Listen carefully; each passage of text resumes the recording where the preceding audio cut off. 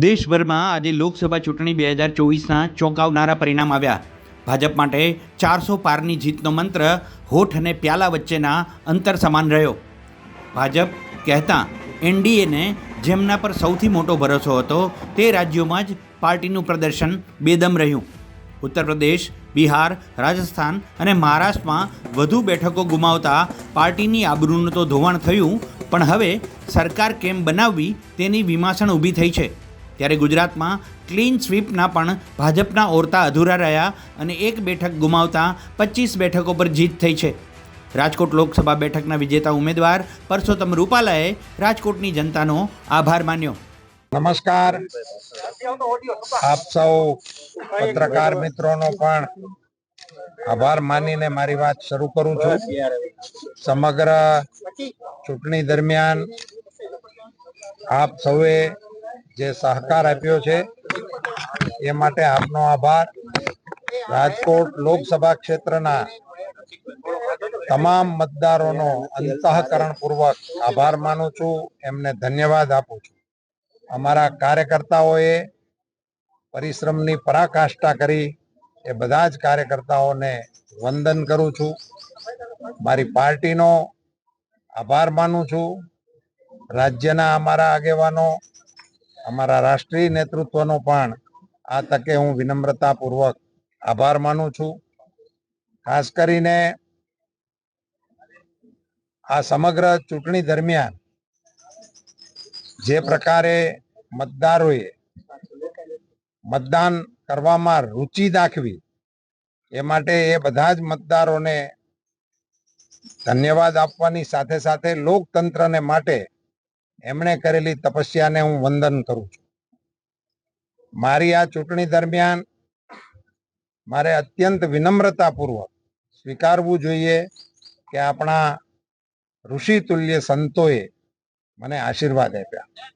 રૂબરૂ અહીંયા પધારીને મારી ઉપર પોતાના આશીષ વરસાવ્યા. પૂજ્ય નિર્મળાબા પાળિયાદથી પધાર્યા હતા, એમની સાથે ચારણાઈમાં દેવલમાં આવ્યા હતા. સત્તાધારના મહંત વિજયદાસ બાપુજી આપણે ત્યાં પધાર્યા હતા, એમણે આશીર્વાદ મને પાઠવ્યા હતા. પૂજ્ય મોરારી બાપુ, પૂજ્ય ભાઈ શ્રી રમેશભાઈ ઓઝા સાહેબ, અન્ય અનેક અમારા બાલસ્વામી ચારોડી ગુરુકુળ માધવપ્રિય સ્વામીનો સંદેશો લઈ અને મને આશીર્વાદ આપવા માટે પધારેલા હતા. આ બધા જ સંતોનો હું ઋણ સ્વીકાર કરું છું. અમારા રાજકોટ શહેર ભાજપના અધ્યક્ષ, અમારા જિલ્લા ભાજપના અધ્યક્ષ, એમની સઘળી ટીમ, અમારા પ્રદેશના આગેવાનો ભરતભાઈ અને સૌ ધારાસભ્ય મિત્રો, અમારા બંને મંત્રીશ્રીઓ, એ બધાનો અંતઃકરણપૂર્વક આભાર માનું છું. અને આપ સૌએ પણ, અને ખાસ કરીને મારે એ પણ કહેવું જોઈએ કે સમગ્ર ચૂંટણીનું સંચાલન જે શાંતિપૂર્ણ રીતે કર્યું એ માટે હું જિલ્લાના વહીવટી તંત્રનો પણ આભાર માનું, એને બદલે હું એમને અભિનંદન આપવાનું પસંદ કરીશ. તો રાજ્યના પૂર્વ મુખ્યમંત્રી વિજયભાઈ રૂપાણીએ પણ ગુજરાતને દેશની જીત પર પ્રતિક્રિયા આપી. 300થી વધુ બેઠકો ભાજપ એટલે એનડીએને મળશે, એટલે સરકાર તો ભાજપની અને એનડીએની બનશે જ, એમાં કોઈ શંકા નથી. વડાપ્રધાન નરેન્દ્રભાઈ ત્રીજી વખત વડાપ્રધાન થશે એમાં પણ શંકા નથી, હેટ્રિક છે. સવાલ એક્ઝિટ પોલે જે રીતે આંકડાઓ આપેલા 350-360 એમને કીધું હતું એના પ્રમાણમાં ઓછી બેઠકો છે, પરંતુ જે કાંઈ બેઠકો મળી છે એમાં દેશભરમાં એક જ હવા, અને ભારતીય જનતા પાર્ટી અને નરેન્દ્રભાઈ મોદી આ દેશનું સુકાન સંભાળે આ વાતને એન્ડોર્સમેન્ટ મળ્યું છે.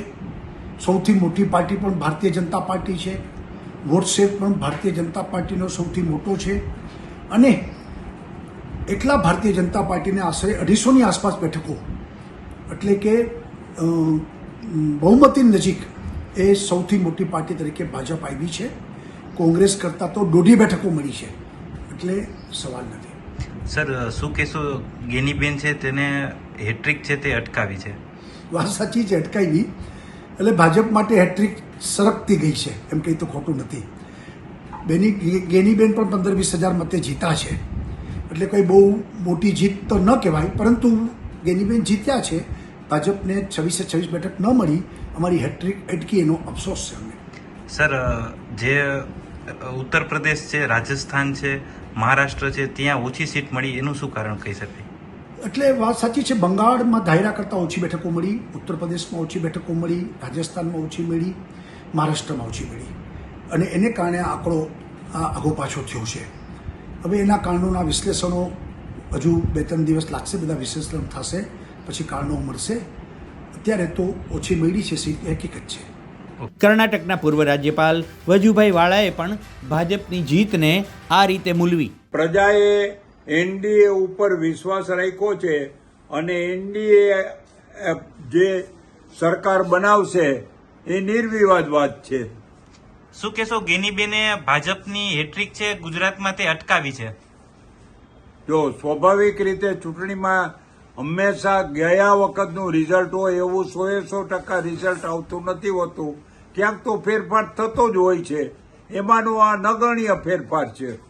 રાજસ્થાન, મધ્યપ્રદેશ, મહારાષ્ટ્ર જેવા રાજ્યોમાં ભાજપની સીટ કપાણી છે. શું કહેશો, ક્યાં પરિબળ હોઈ શકે? ત્યાં હવે જે લોકલ પરિસ્થિતિ હોય અને પ્રજાનો જે અવાજ હોય એ અવાજનું આ મતદાન દ્વારા પ્રદર્શન થયેલા છે. એમાં આપણે કઈ વિશેષ કહેવાનું હોય જ નહીં. ક્ષત્રિય આંદોલનનો કોંગ્રેસે ભરપૂર લાભ લીધો, પણ જોઈએ એવું કોંગ્રેસ ફાવી ન શકી. જો ભાઈ, ક્ષત્રિય લોકોએ પણ, જે રાજવી લોકોએ ભેગા થઈને કીધું હતું કે રાષ્ટ્રના હિતની અંદર આપણે ભાજપને નુકસાન થાય એવું ન કંઈ કરવું જોઈએ, અને જે ક્ષત્રિય વર્ગના મોટા ભાગના સમજદાર લોકોએ એ જે ક્ષમા વિરસ્ય ભૂષણમ આપણે કહીએ એ રીતે ક્ષમા યાચી દીધી હતી, પોતાનો રોષ એમને બતાવી દીધો હતો, પરંતુ એ રોષ ભાજપની વિરુદ્ધની અંદર ચૂંટણીમાં દર્શાવેલ નથી. બીજી તરફ ગાંધીનગરના કમલમમાં દેશમાં મોદી સરકારના પ્રદર્શન અને ગુજરાતમાં 25 બેઠકો જીતવાના ઉમંગ અને 1 બેઠક ગુમાવવાના રંજ સાથે મુખ્યમંત્રી ભૂપેન્દ્ર પટેલ અને નવસારીના વિજેતા ઉમેદવાર CR પાટીલ પહોંચ્યા. જુઓ શી પ્રતિક્રિયા આપી. એક સીટ ગુમાવવાનો અફસોસ પણ છે, સાથે સાથે 25 સીટ જીતવાનો આનંદ પણ છે. અને સતત ત્રીજી વાર લગભગ ગયા વખતે પણ મળેલા મતો જેટલા જ ટકાના મતો ટકાવારી પ્રમાણે એટલા જ મતો મેળવીને અમે આ સીટો જીતી શક્યા છે. એના માટે અમે સૌ મતદાતા ભાઈ બહેનોનો અને આ તમારા માધ્યમથી આખા ગુજરાતના તમામ લોકોનો ફરીથી આભાર વ્યક્ત કરું છું. પ્રેસ કોન્ફરન્સમાં મારી સાથે ઉપસ્થિત પ્રદેશના યશસ્વી અધ્યક્ષ CR પાટીલજી, મારા વડીલ મુરબ્બી સુરેન્દ્ર કાકા, મહામંત્રી રજનીભાઈ, વર્ધનભાઈ, હેમંતભાઈ, મારા બે સાથી મંત્રી જગદીશભાઈ, હર્ષભાઈ, આપ સૌ દેશમાંથી પધારેલા સૌ કાર્યકર્તા, ઉપસ્થિત સૌ કાર્યકર્તા, રાજકોટની જે વાત છે હમણાં જ કીધી છે પ્રમાણે રાજકોટમાં જે ઘટના બની છે એના દુઃખ સાથે આ લોકસભાનું જે રિઝલ્ટ આવ્યું છે એને અમે વધાવીએ છીએ. 26માંથી 26 બે વખત આવ્યા પછી આ વખતે પણ અમારા પ્રમાણે જે મહેનત થઈ સૌ કાર્યકર્તાઓથી માંડીને લોકોમાં જે પ્રજાજનોમાં જે વિશ્વાસ હતો એ વિશ્વાસના આધારે અમે પણ 26માંથી 26 આ વખતે પણ જીતવા માટેનો પૂરેપૂરો પ્રયત્ન પણ ક્યાંક ને ક્યાંક કોઈ કચાશ, કોઈ ભૂલના કારણે એક સીટ એ નથી આવી, 25 સીટો આવી છે. માન્ય નરેન્દ્રભાઈના નેતૃત્વમાં ફરીથી આ લોકસભામાં ઇલેક્શનને વધાવીને પ્રજાજનોનો આભાર માનીને, કાર્યકર્તાઓનો પણ આભાર માનીને આપ સૌ પ્રેસ મીડિયાનો પણ આભાર માનીને અમે ફરીથી જે પણ કચાશ હશે, જ્યાં પણ અમારી તકલીફ હશે તે તકલીફ દૂર કરી અને ફરી મજબૂત એકથી માન્ય નરેન્દ્રભાઈ, માન્ય અમિતભાઈ, સી.આર. પાટીલજી અને સૌ સાથે મળી અને ગુજરાતની જે ગતિ વિકાસની ગતિ અમે પકડી છે એનાથી વધારે સારી ગતિથી આગળ વધીશું. દેશમાં ભાજપે સરકાર બનાવવા નીતિશકુમાર અને આંધ્રના ચંદ્રાબાબુ નાયડુના ભરોસે રહેવું પડે તેવી સ્થિતિનું નિર્માણ થયું છે. મુંબઈ સમાચારે આ સંદર્ભમાં પૂછેલા એક સવાલમાં પ્રદેશ અધ્યક્ષ સી.આર. પાટીલે કંઈક આવો જવાબ આપ્યો.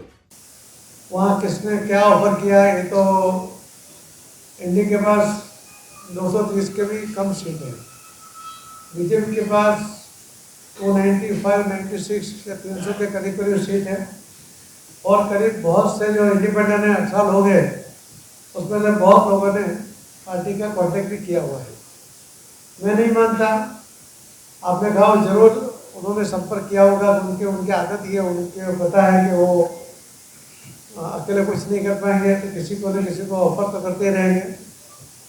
नीतीश कुमार भी बहुत सीनियर आदमी है, वो जानते हैं कि इनके कैरियर में इससे कोई फ़ायदा ही नहीं होगा और वहाँ का जो पॉलिटिक्स है वो हम नहीं देखते, इसके लिए हम उसके बारे में कोई ज़्यादा कमेंट भी करना नहीं चाहते.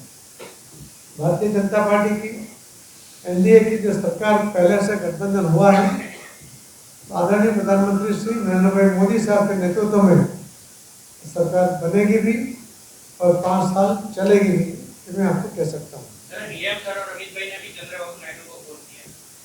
नहीं, चंद्रबाबू नायडू पहले से गठबंधन साथ में ही है, वो पहले से ही साथ में है.